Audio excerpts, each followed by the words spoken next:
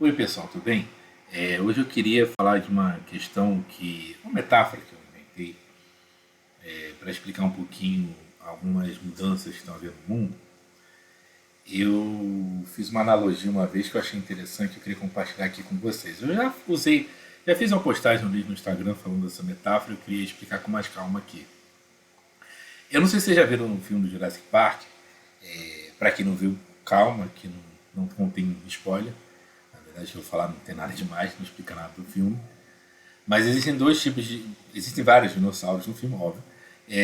Dois deles são mais interessantes, meio que roubam a cena em termos de dinossauros, que são, por um lado, o Tiranossauro, né?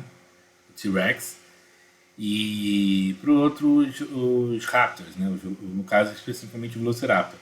No 2 também aparece um outro, que é o Compsognathus, ou Procompsognathus, que também é meio que da mesmo grupo de Raptors. Então também serviria nesse exemplo até um pouquinho melhor, porque são menorzinhos, mas enfim. O importante é pegar a ideia.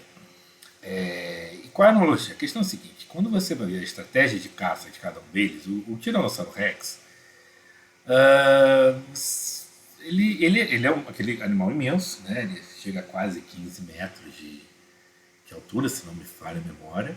Se alguém entender de dinossauro, por favor, me explique. Diga só se eu estou falando a coisa certa, mas que eu me lembro por aí. 12 a 15 metros, uma coisa assim. Eu me lembro que passa de 10, se não me falha a memória. E, enfim, é um animal imenso. E chega e avança nas suas presas, aquele poder todo, aquela mandíbula imensa, mas é um animal desse que é um mordido daquele troço, né? E destroça a sua presa. Né? Os raptores, em geral, não. Os velociraptors são pequenininhos. Inclusive, eu vi uma crítica feita ao filme um em que os raptors são até colocados como imensos, uns 2 metros de altura. Na verdade, é 1,20 m, 1,5 m, assim, são bem pequenos mesmo. Por isso que eu falei que o Procompsognathus do filme 2 é melhor. Eles botam pequenininho mesmo. Eles são, em geral, pequenos, mas tudo bem, eles não precisam ter aquele tamanho do T-Rex. Eles têm estratégias de caça, são várias, eles vão coordenando estratégias de caça, e até o filme explora o certo charme disso, do Velociraptor, tipo, é mega inteligente, faz aquela estratégia de caça. E essa estratégia de caça, ela permite que eles ataquem animais até bem maiores. Né? E então você tem uma estratégia diferente. Qual é a analogia que eu estou usando aqui? É a mudança na estrutura produtiva que a gente viu. Né? A gente está passando, aí eu uso essa metáfora para dizer o seguinte: a gente passou no século XX de uma estrutura que eu chamo de tiranossáurica, né, T-Rex, para uma estrutura Velociraptor.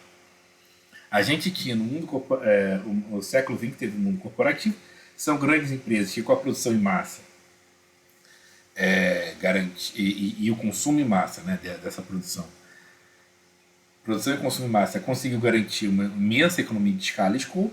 Isso gerou uma estrutura empresarial do mundo corporativo que boa parte das funções que uma empresa precisa, como marketing, por exemplo, busca de mercado, até acesso, inclusive, marketing, inclusive, com acesso mais tarde com as transnacionais a outros países, não é?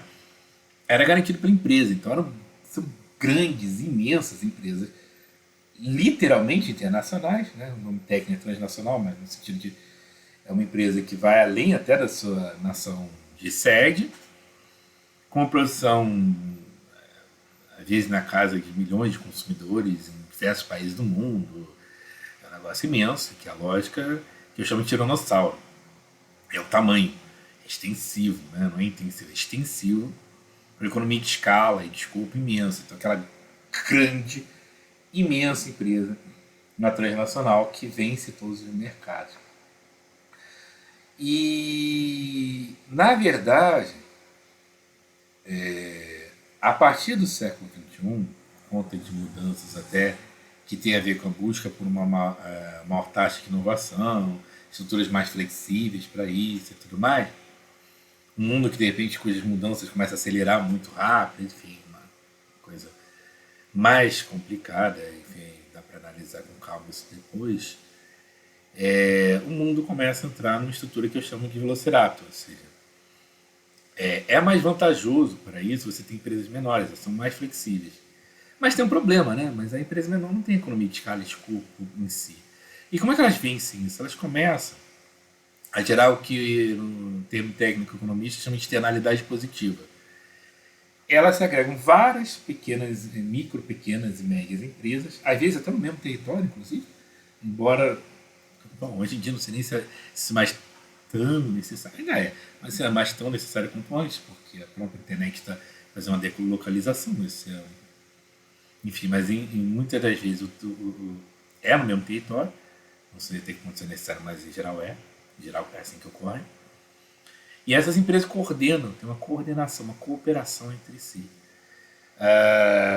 de diversas formas, desde a atração de consumidores, até busca por novos mercados, certas questões, às vezes,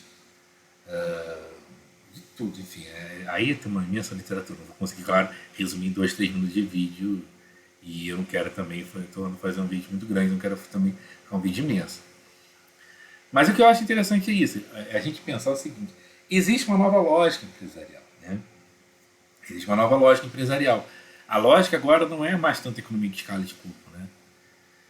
Que é o que é garantido por grandes empresas. As grandes empresas ainda existem, setores de base, setores tradicionais, até com uma certa infraestrutura para as empresas novas. Mas a lógica agora do dinamismo capitalista que está surgindo é de empresas dinâmicas serem nessa outra ponta, até por causa da necessidade de inovação e mudanças constantes na economia. E aí eu criei essa metáfora baseada no filme Jurassic Park. Eu falei, cara, é isso, é Tiranossauro e Velociraptor. Eu acho que essa é uma boa. Eu queria compartilhar com vocês, eu já tinha postado isso uma vez no Instagram. A gente está diante de um mundo agora muito mais Velociraptor, em que pequenos ganham dos grandes porque eles se coordenam, porque eles se cooperam. É claro que isso muda totalmente a dinâmica capitalista, até o próprio processo de concorrência capitalista começa a ficar complicado, né? Porque agora você tem uma competição que é cooperativa e uma cooperação que é competitiva, e isso gera, obviamente, uma contradição em termos que gera uma série de questões curiosas, né? Como é que fica o dinamismo desses encontros de lógica diferente, porque se cooperam aqui, mas competem com outro grupo, de repente coopera com outro que, enfim, a coisa fica muito mais complicada. São várias, já que vira mais complexa, porque são várias unidades, não tem mais grandes empresas. Você tem setores, por exemplo, que vê grandes empresas internacionais, 4 ou 5 dominam tudo. Né? Quando, por exemplo, fiz minha economia, fiz uma dissertação mestrado na economia da música. O setor de música era 4 ou 5, não, era 4 majors. Eram 5, mas uma já tinha comprado a outra, era 4 majors. Majors são as grandes empresas que eram as gravadoras da época, e que inclusive são empresas que também têm, você vê também, tem mídia, tem TV a cabo a gente tem, tudo mais. Esses canais, eu vejo os canais e falei, gente, pelo nome você já vê que são a mesma empresa, quer dizer, empresas de grande mídia que trabalham na área da música, na área de, de, como é que se diz, de TV, de música, de tudo, e eles controlam tudo, 4 ou 5 empresas, e eles controlam tudo. Mas o conteúdo aí, aí de repente você tem uma pulverização de pequena produtora. Então também, inclusive, os velociraptors e os tiranossauros também coexistem muitas das vezes. Já tem uma relação de cooperação e interdependência, uma coisa complicada. Então a gente tem que começar a analisar essa dinâmica, entendeu? Não adianta mais dizer assim, não, tudo é grande empresa, e quanto maior a empresa, melhor, e elas dominam tudo. Não, agora tem duas lógicas, elas coexistem, então é muito mais complicado. Era isso e, bom, essa lógica complicada, eu estou até fazendo alguns estudos sobre ela. Quem quiser saber mais, até eu criei um curso sobre isso.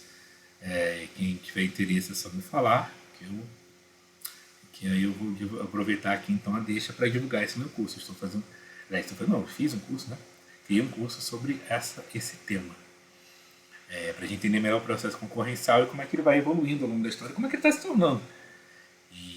Inclusive com essa questão do Tiranossauro, do Velociraptor, essa mudança que a gente está tendo agora, como ela fez já desde antes, pegar lá desde a Revolução Industrial até um pouco antes, até os dias de hoje, e como é que a gente pode fazer para começar a entender esse processo, que é um processo bem complexo e bem interessante.